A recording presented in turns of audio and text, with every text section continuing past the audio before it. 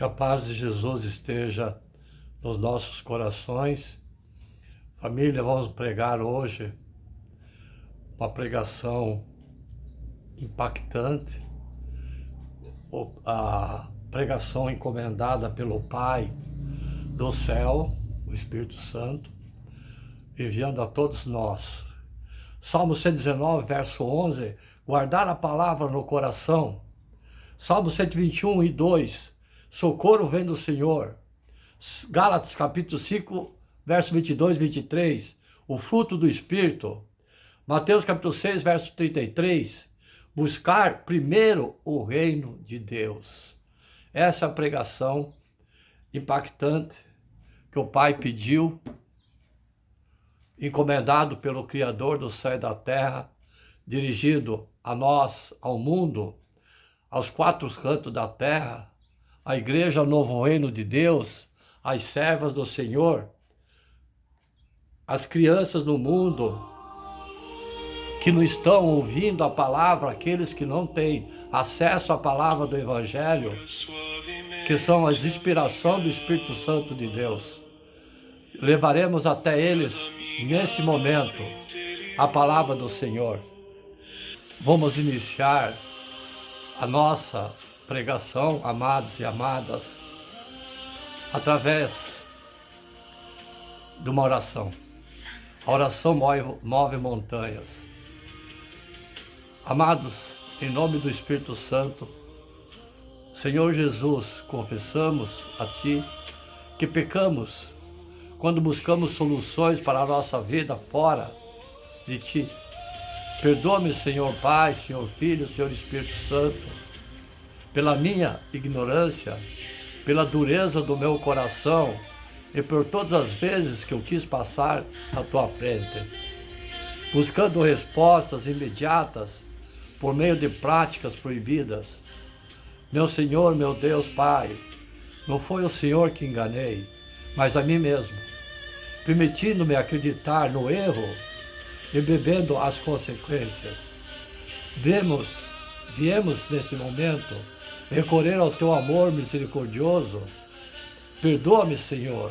Ao aceitar essa oração, faço de todo o meu coração, com todas as minhas inteligências e forças. Em nome de Jesus, eu faço essa oração. Pela Tua cruz, Jesus, pelas Tuas chagas, pelo Teu precioso sangue, pelo Teu santo e temível nome, renunciamos de todo o coração ao diabo, a todas as suas seduções e ciladas, as suas mentiras e facilitismos. Renunciamos a todo o vício do pecado, a toda a escravidão, pelos nossos sentidos, a todos mal, contra o crime, contra o meu próximo. Nesse momento, peço perdão dos meus pecados e peço, continua de mãos dadas com Jesus. Senhor Pai, nós renunciamos o espírito de confusão, distúrbio nos nossos sentimentos de agressividade, ódio, rancor, vingança, ira, ressentimento e mágoa, tristeza e prostração de rejeição por parte de pessoas, descrença em o Deus Todo-Poderoso no seu amor, decepção e desespero. Renuncio, Senhor, a todo espírito de morte, desejo de morte dos outros, de autoflagelação, suicídio, de angústia, esgotamento, cansaço. Repreenda o desejo deles. Jesus, eu renuncio a todo espírito de maldição, blasfêmia, xingamento, fofoca, mentiras, ironia, deboche, palavrões. Renuncio a todo espírito de promiscuidade, prostituição, adultério, desregamento sexual, práticas homossexuais, vícios, excitação. Meu Deus, eu renuncio a todo espírito de seitas secretas, idolatria, falsas religiões, magia, esoterismo, bruxaria, feiticismo, espiritismo, mal, agouro, encantamento, adivinhação, sortilégio, evocação dos espíritos. Eu renuncio a todos eles. Em nome de Jesus, peço que Jesus quebre todo o jugo hereditário que pesa sobre mim, todas as maldições, tendências para o mal, que me foi comunicado pelos meus antepassados, seja tocado pelo teu sangue redentor. Amém. Que o Divino Espírito Santo desça sobre mim e sobre todos nós nesse momento, que estou dirigindo a palavra a todos os fiéis à palavra, amados e amadas, e que eu ordeno que expulse o demônio, os maus espíritos, que não venha fazer comichão para atrapalhar a audição, a crença, o entendimento da palavra, em nome de Jesus. Nos ensine a guardar a Tua palavra, ó Deus. Escondi a Tua palavra no meu coração, para eu não pecar contra Ti. Salmo 119, verso 11. De que adianta conhecer a Bíblia, a palavra de Deus, se não ser tocado por ela? Qual é a graça de memorizar texto bíblico da Bíblia, falar deles com facilidade, com inteligência, palavras bonitas, ou ser um ouvinte frequente da Bíblia e não experimentar o seu poder transformador? De que adianta saber qual é a vontade de Deus para nós e viver na direção oposta disso? A Bíblia é a palavra de Deus, é a inspiração de Deus. Ela é o livro especial que Deus deixou para nós, para que pudéssemos conhecê-lo e conhecer sua vontade. Ela é a lâmpada para os nossos pés, a luz para o nosso caminho. Salmo 119, verso 105. Ela é viva, poderosa, eficaz. Ela penetra o mais profundo do nosso ser e é capaz de discernir o nosso pensamento e vontade. Hebreus, capítulo 4, verso 12. A Bíblia é que nos aponta o caminho para a vida eterna e a vida plena prometida por Deus Pai, Jesus, o Salvador do mundo. Ela nos ensina a viver como Jesus, o Filho único de Deus. Ela é tão preciosa e essencial para nós que o salmista declarou: escondi tua palavra no meu coração para que eu não pecar contra ti. Salmo 119, verso 11. Ela desejava esconder, guardar a palavra de Deus em seu coração, a fim que ela estivesse sempre diante dele, em seus pensamentos, em suas atitudes. Ele sabia que somente dessa maneira teria condições de fazer escolhas acertadas e de que essa era a única forma de não errar o alvo, ou seja, de acertar a vontade de Deus.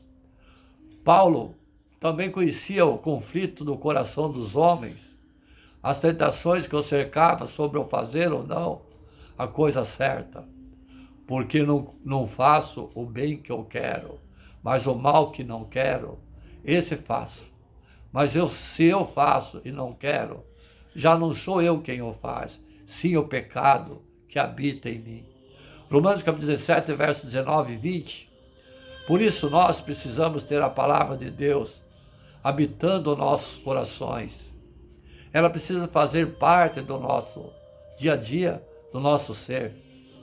Só assim viveremos uma vida de santidade, uma vida que agrada a Deus, que o Espírito Santo de Deus nos ajude a viver essa palavra, que Ele nos ensine a escondê-la, a guardá-la como um tesouro preciosíssimo que ela é.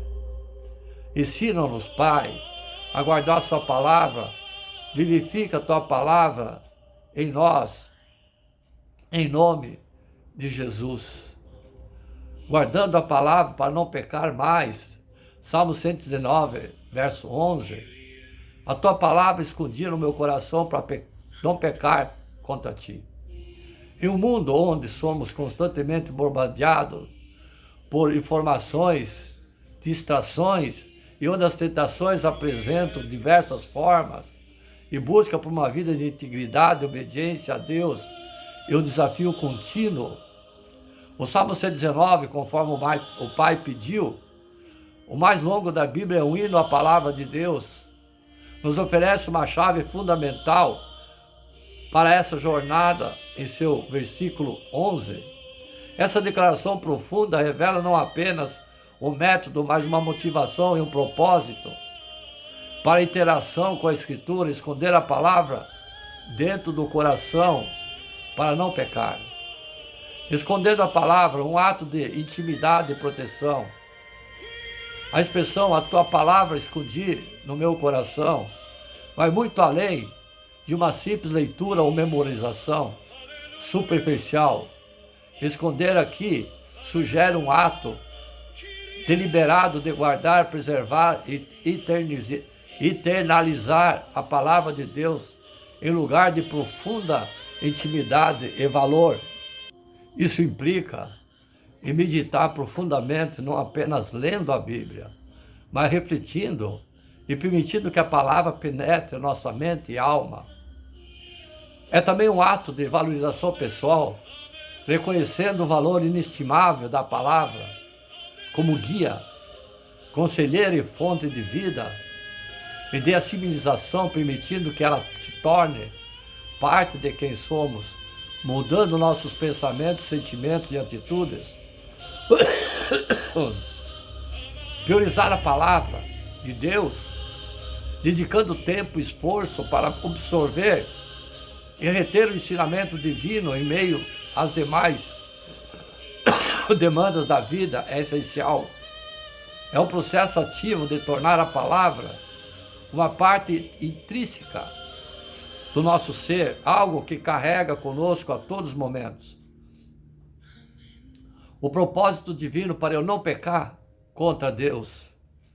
A segunda parte do versículo revela o propósito sublime de esconder a palavra do coração, para eu não pecar contra ti. A palavra de Deus não é apenas para conhecimento intelectual ou para enriquecimento cultural. Ela é uma ferramenta poderosa para a santificação e para prevenir o pecado. Quando a palavra está guardada em nosso coração, ela atua como um leme de um barco, guiando-nos para longe das armações e dos desvios que levam ao pecado. Iluminando o caminho da retidão, ela serve como escudo, protegendo-a contra as tentações, ao nos lembrar dos princípios divinos e das consequências do desvio. É também uma voz de advertência, alertando-nos quando estamos prestes a tomar uma decisão errada, e a esse impulso pecaminoso é uma fonte de força, capacitando-nos a resistir ao mal e a escolher o caminho de obediência, mesmo quando é difícil. O pecado é, em sua essência, uma transgressão contra Deus, Pai. Ao internalizarmos a palavra, estamos equipados para discernir o que agrada ao Pai, o que ofende, fortalece a nossa vontade de viver conforme os padrões de santidade. As consequências gloriosas de guardar a palavra. Viver o princípio do Salmo 119, verso 11, ditado pelo Espírito Santo, traz uma série de benefícios transformadores para uma vida do crente. A presença da palavra no coração nos concede discernimento espiritual, permitindo-nos enxergar as situações sob a perspectiva divina e fazer escolhas sábias. Ela nos fortalece na resistência à tentação, pois temos em nós os princípios e a verdade que nos capacita a dizer não ao pecado. À medida da palavra que nos molda, experimentamos uma transformação de caráter, refletindo cada vez mais a imagem de Cristo em nossas atitudes e reações. Há uma paz interior que acompanha a obediência, pois sabemos que estamos caminhando em alinhamento com a vontade de Deus. Essa obediência nos leva à intimidade mais profunda com Ele, construindo um relacionamento de confiança e amor. A palavra como nosso guia e protetor. No Salmo 119, verso 11, é um convite temporal, atemporal, em uma vida de santidade e obediência, através da imersão da palavra de Deus não se trata de uma tarefa árdua, mas um privilégio e uma necessidade vital para o crescimento espiritual. Ao esconder a palavra em nosso coração, estamos construindo um muro de proteção contra o pecado, fortalecendo-nos a nossa conexão com o autor da vida, criador da nossa vida. Que essa verdade nos inspire a palavra da Bíblia, a meditar nela dia e noite e permitir que ela nos guie em cada passo para que possamos viver uma vida que glorifique a Deus em tudo. Sim, vamos fazer então novamente uma oração nessa palavra. Se dê as mãos, Pai amado e santo, agradecemos de Tua palavra que é a luz dos nossos caminhos, a lâmpada para os nossos pés. Reconhecemos que ela é o tesouro inestimável, capaz de nos guiar e proteger em um mundo cheio de armadilhas. Ensina-nos, Pai, a esconder Tua palavra dentro do nosso coração, não apenas por conhecê-la intelectualmente, mas eternizá-la de tal forma que ela molde nossos pensamentos, sentimentos e ações, que ela seja a nossa bússola moral, a nossa fonte de sabedoria, a nossa força para resistir ao pecado. Ajude-nos a viver em santidade, honrar Teu nome em tudo o que fazemos e desviarmos de tudo que Te ofende. Que a palavra, a Tua palavra, a nossa defesa constante contra as tentações e as nossas inspirações para uma vida de obediência e retidão. Que por meio da Tua palavra, viva em nós, possamos glorificar Teu nome e ser um testemunho da Tua graça e poder. Em nome de Yoshua Mashiach, Jesus Cristo, o nosso Mestre e Salvador. Amém. Amados e amadas, continuando a palavra que nos leva a obedecer a Deus, o Salmo 119, verso 11, que é a pedido do Espírito Santo. Guardamos em nossos corações muitas coisas, né? Pensamentos, sonhos, amor, às vezes ódio, enfim, tudo. Nosso coração possui diversas emoções e expressões, boas, ruins, mas o que estão lá fazendo morada? O versículo 11 do Salmo 119 expressa o desejo do Pai guardar o seu coração as palavras que vêm dele. Palavras essas que estão contidas na Escritura, na Bíblia. Observando esse versículo no original, compreendemos que a palavra para guardar se assemelha a algo como entesourar.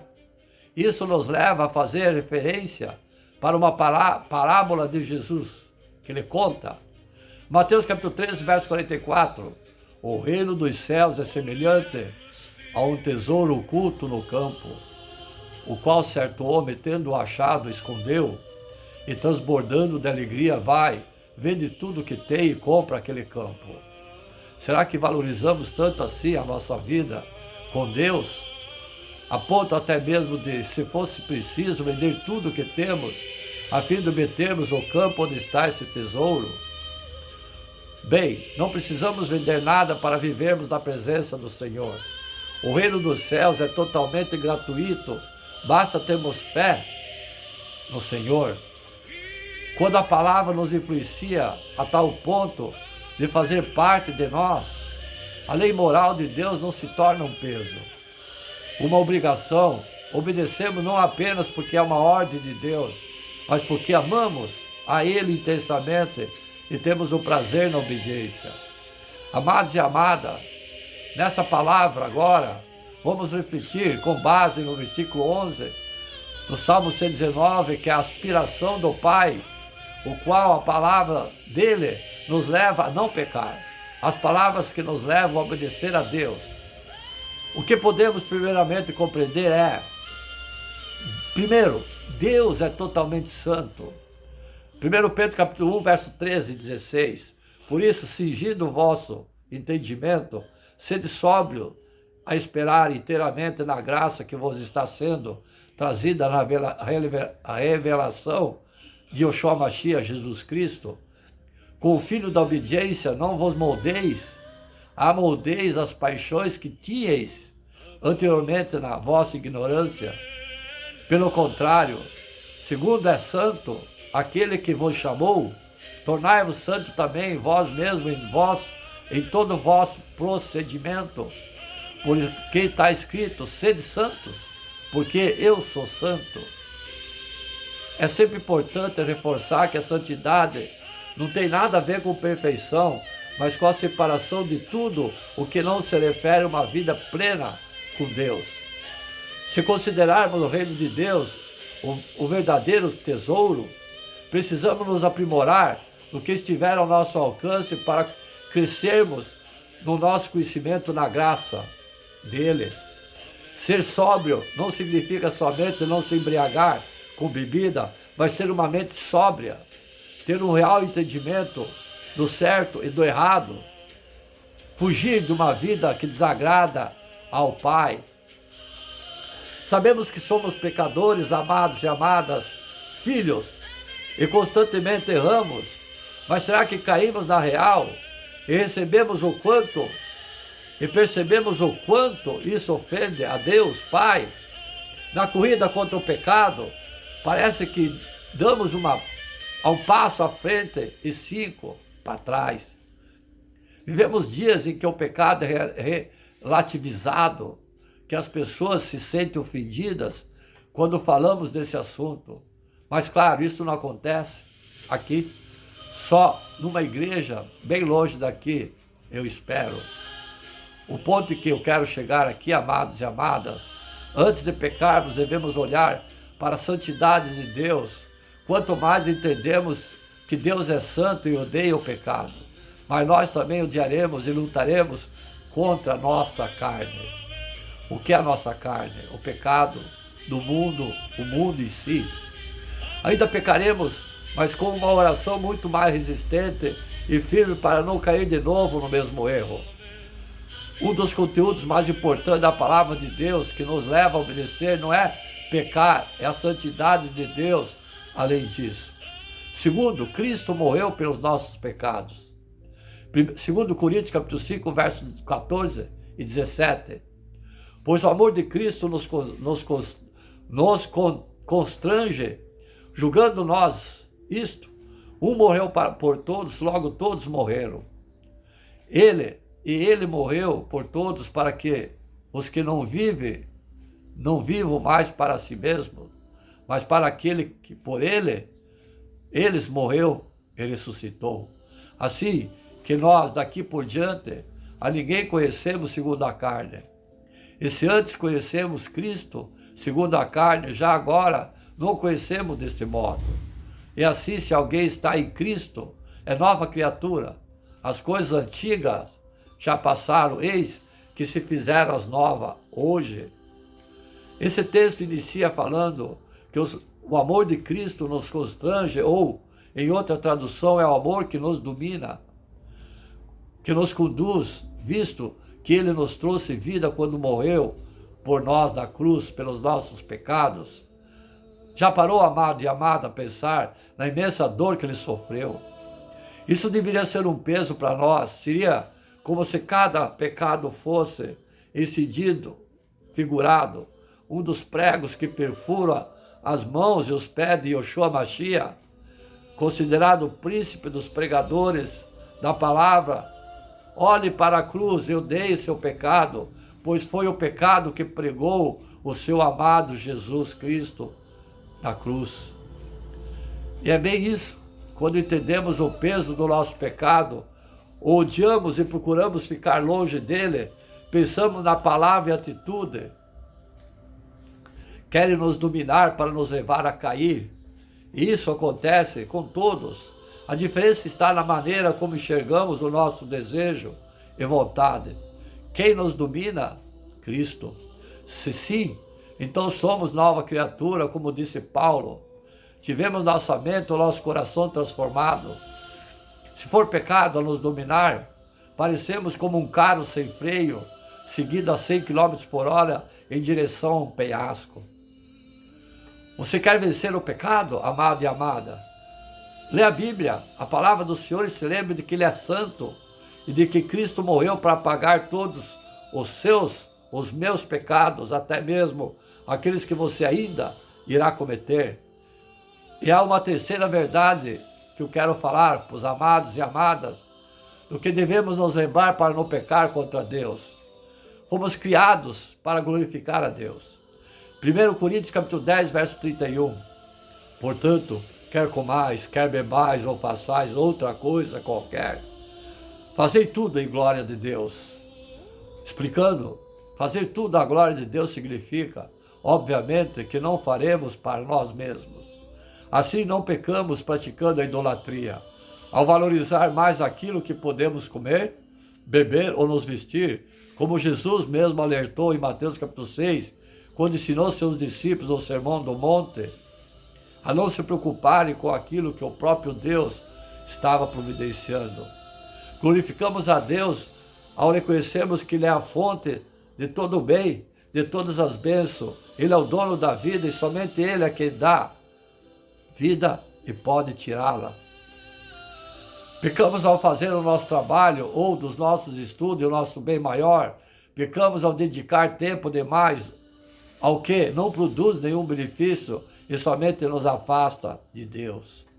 Seja o melhor funcionário para glorificar a Deus, ao entender que suas conquistas e seus talentos foram dados por Ele. Para quem tem o próprio negócio, seu sucesso depende da permissão de Deus para chegar até onde você quer chegar. Nos estudos devemos entender que toda inteligência e sabedoria são bênçãos de Deus e devemos usá-la muito mais para que Ele seja conhecido através do que fazemos. Tudo para a honra e glória do Senhor. Corremos atrás, buscamos o nosso sonho, mas ele somente será possível se Ele permitir. Uma família próspera depende inteiramente da direção de Deus Pai. Aos que são pais, glorifique a Deus na responsabilidade que Ele te deu para ser o líder da família, amar e educar os filhos e proteger a esposa, as mães, sejam as melhores no cuidado de seus filhos, do seu marido, amando-os sempre. Aos filhos todo o respeito e o amor por aqueles que o criaram, entendendo que são as pessoas que Deus colocou em sua vida para conduzi-lo a um bom futuro e principalmente levá-lo ao caminho da verdade, da vida e do Senhor. Amados e amadas, nós temos que tomar cuidado com os ídolos do nosso coração. Sim, a fábrica de ídolos no coração, constantemente, quando menos esperamos, criamos novos ídolos e utilizamos antigos, infelizmente. Glorificar a Deus é entender que é Ele quem detém o controle de tudo, sobre a nossa vida, sobre a nossa morte, desde o nascimento até o nosso último dia de vida nessa terra. Além do que está por vir, vivemos dele, por ele, para ele, fomos criados para ele e um dia iremos encontrá-lo. Cuidado com o que você guarda no seu coração, filhos, amados e amadas, que o amor de Deus seja o norte para a sua vida, que a palavra de Deus te guie para viver uma vida extraordinária que somente Ele pode nos dar. Saibamos que Deus é santo e deseja que nós também sejamos santos. Cristo morreu pelos nossos pecados, a fim também de nos libertos da pecaminosidade dos nossos corações. Vivemos para a honra e glória de Deus. Foi para isso que fomos criados por Ele. Que o Senhor Jesus abençoe a vida nossa, de cada um de nós que está ouvindo essa palavra. Que o Espírito Santo dirige a você, a cada um. Amém? A parte que lhe cabe é esperar firmemente no Pai, Deus Todo-Poderoso. É preciso esperar firmemente no Senhor em oração. O homem e mulher forte na tribulação são forjados como um ferreiro forja a espada e deixa pronta para a batalha. Nós aprendemos que a verdade e a vida é a oração para que nos encha de Espírito Santo, força e graça. Amém? O nosso socorro vem de Deus. Que o Espírito Santo mostre a você, amado e amada, nessa pregação pedida por Ele, para dirigir a todos vocês, o Salmo 121. Levanta os olhos para o monte, de onde me virá o auxílio. Meu auxílio vem do Senhor, que fez o céu e a terra.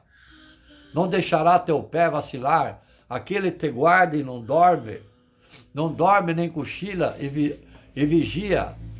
O Senhor é teu guarda, Senhor é como sombra que te cobre, e está à tua direita. De dia o sol não te fará mal, nem a lua de noite. O Senhor te preservará de todo mal, preservará a tua vida. O Senhor vai te proteger quando sais e quando entras, desde agora e para sempre. Amém. Que palavra maravilhosa, né, amados e amadas? Na verdade, esse salmo é um cântico. Esse salmo, de uma forma especial, é um cântico utilizado para Deus. Quando os judeus das romarias, eles iam caminhando, eles não iam falando mal a vida dos outros, não tinham ônibus, não tinham van, não tinham nada, eles iam a pé e iam cantando.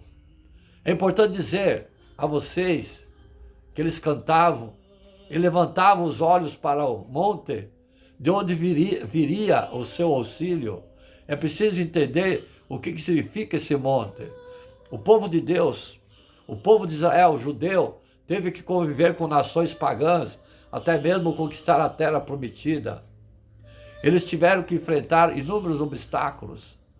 Deus, como um bom pai, sempre alertava o seu povo: cuidado, abra os olhos quando ocupar a terra que vos lhe dar.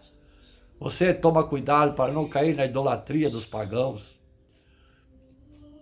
O homem de Deus está dizendo: o meu socorro, o meu auxílio não vem das coisas abomináveis, mas vem do Senhor.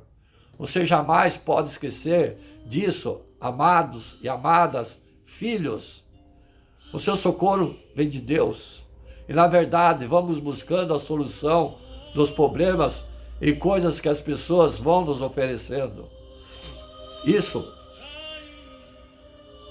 Há um chazinho que alguém oferece, um amuleto, etc. Aí eu te pergunto, como está a busca do auxílio do Senhor na palavra? Precisamos pregar a palavra de Deus. A palavra de Deus não é a palavra do homem que nos engana. A palavra de Deus nos cura, nos liberta, nos dá livramento, nos abençoa. Você quer ser forte na tribulação? Sim. Apega-se à palavra de Deus, então. No versículo 3 acontece uma mudança, porque no versículo 1 e 2, o salmista fala na primeira pessoa. Já no 3, ele diz: não deixará o teu pé vacilar. Aquele que te guarda não dorme e nem cochila. Você começa a entender que o salmista faz algo que você vai ter que fazer quando voltar para a sua casa, mudar o ponto de vista e pregar para você mesmo, para os filhos, para a esposa. Pregar para você mesmo. Aquele que quer permanecer forte na tribulação vai ter que pregar a si mesmo. Quando você acordar, diga: coragem, pessoa, Deus está contigo. O salmista vai pregar e dizer mais para si mesmo na tribulação: acorda, Salmo 121, verso 4 e 5. Não dorme, não cochila. Ó vigia de Israel, o Senhor é teu guarda, o Senhor é como a sombra que te cobre, está à tua direita. Amados e amadas, a tribulação, você vai ter que dizer para você mesmo: acorda, João, acorda, Maria, acorda, Flávio, pois o Senhor está com você. E a certeza com a qual você tem que sair daqui é: nada pode atrapalhar minha vida, porque Deus está comigo. Deus é onisciente, onipresente, onipotente. Onipotente Ele é capaz de tudo. Onisciente, Ele sabe de tudo. Onipresente, Ele está em todo lugar. Ele te vê, é a sua sombra. Nós caminhamos muitas vezes no deserto e Deus é o nosso alívio. Diante da caminhada você precisa lembrar sempre, Deus vê, Deus me vê, Deus é meu sustento, meu refúgio, minha sombra, meu abrigo. E por fim, pregando para si mesmo, amado e amada, pregando o final do Salmo 121, o Senhor vai te proteger quando sais e quando entras, desde agora e para sempre. Amém. O Senhor vai te proteger quando você sair e quando entrar, para onde você for. A experiência de sair de um lugar e entrar para outro é algo comum em nossas vidas. Quando o salmista está dizendo, saindo de um ambiente e entrando no outro, saindo de uma tribulação e entrando num ambiente de paz, de alegria, Deus te acompanha. Aprendemos então que Deus é o nosso vigia, tem os olhos sempre em nós, nos acompanhando. O melhor satélite que existe são os olhos de Deus. Deus é o nosso refúgio, é a sombra, é o alívio. Deus é o guia que nos conduz e nos leva pela mão. Por isso, amados e amadas, filhinhos, na hora da tribulação você precisa pregar para você mesmo. Deus está comigo e conduz os meus passos. Amém. É nesse tempo tão decisivo para a nossa situação, para o nosso estado, para o nosso Brasil, que precisamos ouvir mensagem.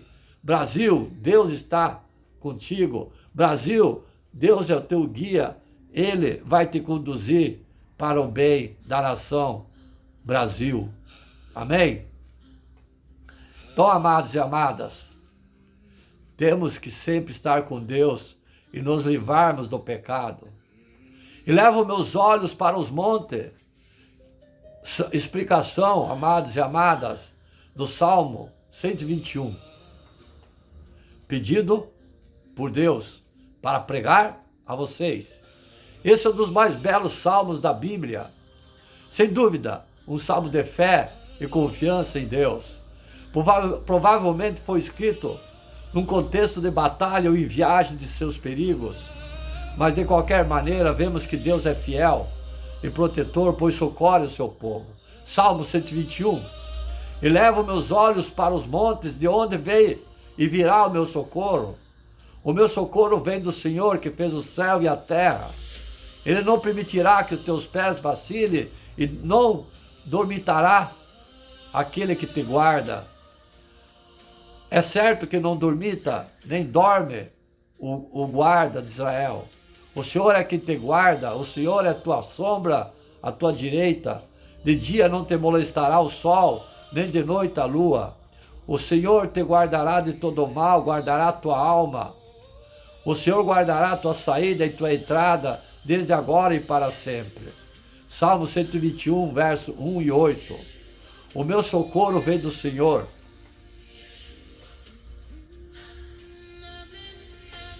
Observamos esse versículo, amados e amadas, 121, verso 1 e 2, que diz, vou repetir, elevo meus olhos para os montes, de onde virá meu socorro?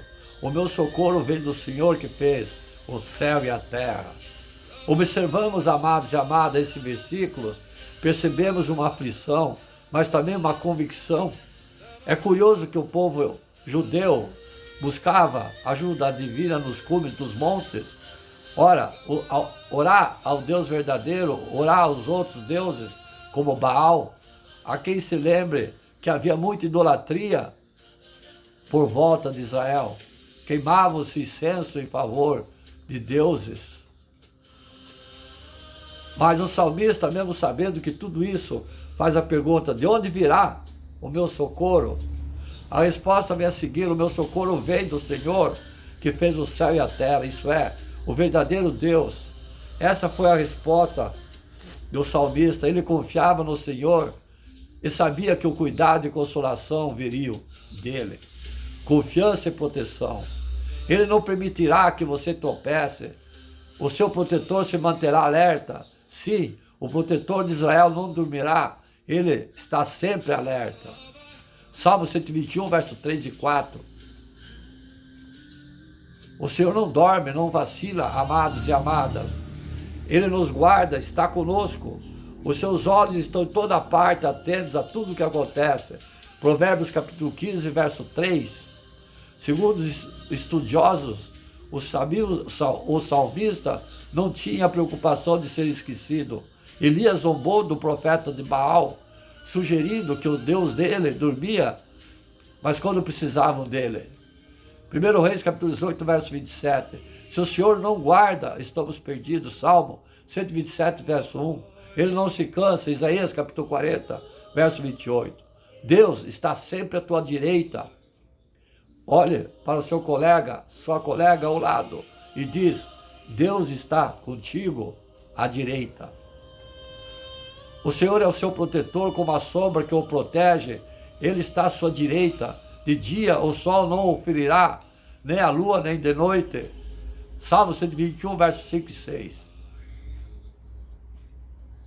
A nossa sombra não desgruda da gente. Essa é a ideia que esse versículo quer transmitir, para que mostre que o Senhor está perto de cada um de nós, para nos guardar, proteger, pelo fato do Senhor estar vigilante, de guarda, o tempo inteiro.